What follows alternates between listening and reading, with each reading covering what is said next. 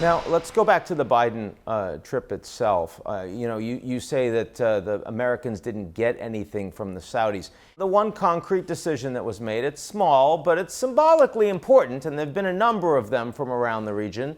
Of course, Biden's plane came directly from Israel, and the Saudis have said that they're opening airspace to everyone that's licensed, meaning that the Israelis can now fly through Saudi airspace. That actually seemed like a real policy shift. Well, I would describe it as crumbs, giving crumbs to Biden, because that was already baked into the Abraham Accords, into the agreements that they had made with the Trump administration. If you remember, Israeli airplanes could fly and were flying over Saudi Arabia to go to the UAE and to Bahrain and to India. Those are the three countries that they'd given permission to. They just now opened it up in return for, an Israeli agreement, which again was also baked in earlier for the Tiran Island, which is that island that is between Saudi Arabia and Sinai, Egypt. All of that had been agreed to before. So, I see it as cosmetic. I don't see it as substantive.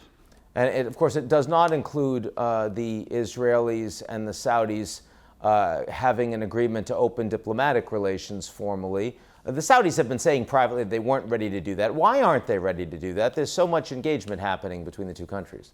I think there's a sense that the Saudi public, and you have to remember, this is although it's an absolute monarchy, it has a finger on the pulse of its own public. It is a kind of like a tribal political structure, and they feel that their public is not ready for that yet. And I think they will not do it until something is given to the Palestinians, something that is, respectable. But, look, the Saudi-Israeli relationship is going to get warmer and warmer as the Iranians, increasingly decide that, both these countries and the regimes of both these countries need to be toppled. Iran has been the single most important factor in bringing these countries together. And that's not changing.